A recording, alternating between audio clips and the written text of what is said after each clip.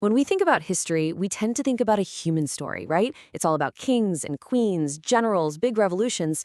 But what if some of the biggest turning points, the real game changers, were kicked off not by people, but by animals?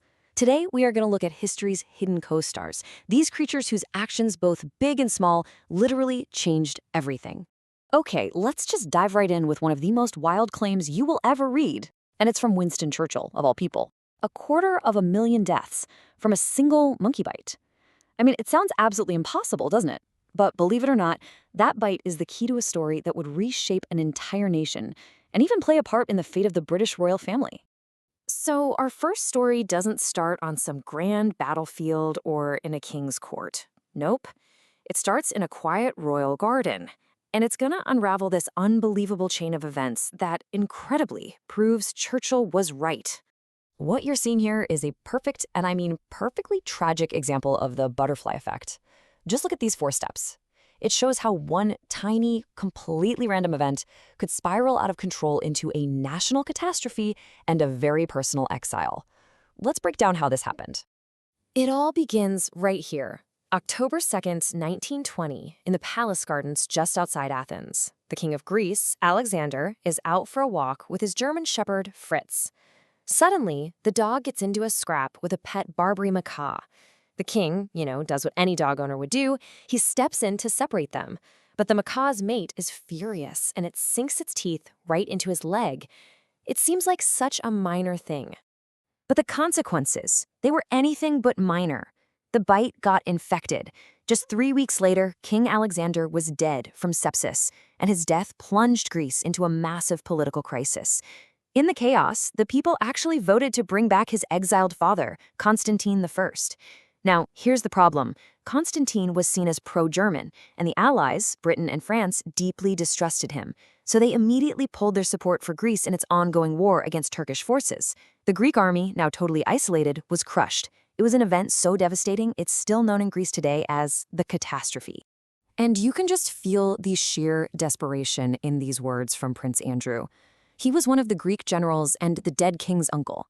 He saw the writing on the wall as the entire army just began to collapse around him. He knew this wasn't just a military loss.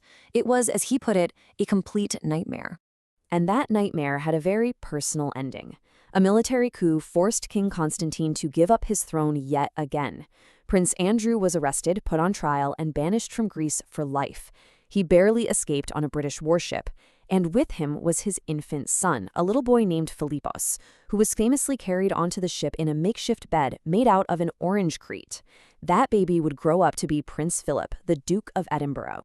So you might be thinking, okay, that is a bizarre 1 in a million story, right? A total fluke. But what if it's not? What if this idea of an animal completely changing the course of history is a pattern that echoes all the way back to the very foundations of Western civilization?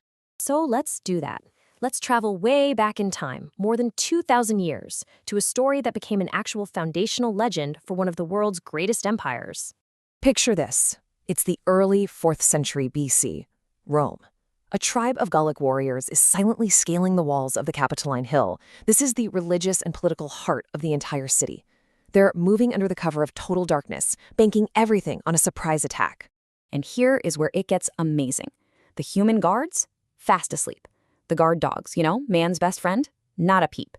But the sacred geese kept in the Temple of Juno, they started honking like crazy.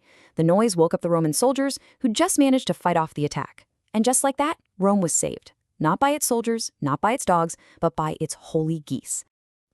Okay, so from these unwitting, accidental saviors, let's now turn to a conscious partnership. This is maybe the most famous human-animal bond in all of military history. Everybody meet Bucephalus, the legendary horse of Alexander the Great. Now, this wasn't just some animal Alexander rode. This was his partner in his incredible military campaigns that stretched all the way from Greece to India. And the story of how they even met is this great mix of history and myth. According to the historian Plutarch, Bucephalus was this wild, vicious horse that absolutely no one could tame. But a very young Alexander noticed something everyone else missed. The horse was simply terrified of its own shadow. So he just gently turned Bucephalus towards the sun, calmed him down, and hopped on. Easy? Of course, later stories, what's known as the Alexander Romance, they really embellished things, turning the horse into an almost mythical creature. The depth of their bond was just extraordinary. Alexander rode Bucephalus into battle for decades. When the horse finally died, in what's now modern-day Pakistan, a heartbroken Alexander did something unheard of. He founded a city right then and there and named it Bucephala in his horse's honor. All right, so we've seen animals as accidental catalysts and as legendary partners. But can they be something even bigger than that? Can they be mobilized on, like, an industrial scale, becoming an essential part of a modern war machine? To answer that, let's jump forward again to the 20th century and see how animals became an organized, state-led component of total war. We often talk about Britain's experience in World War II as the People's War, but some fascinating new historical research argues we should probably rethink that.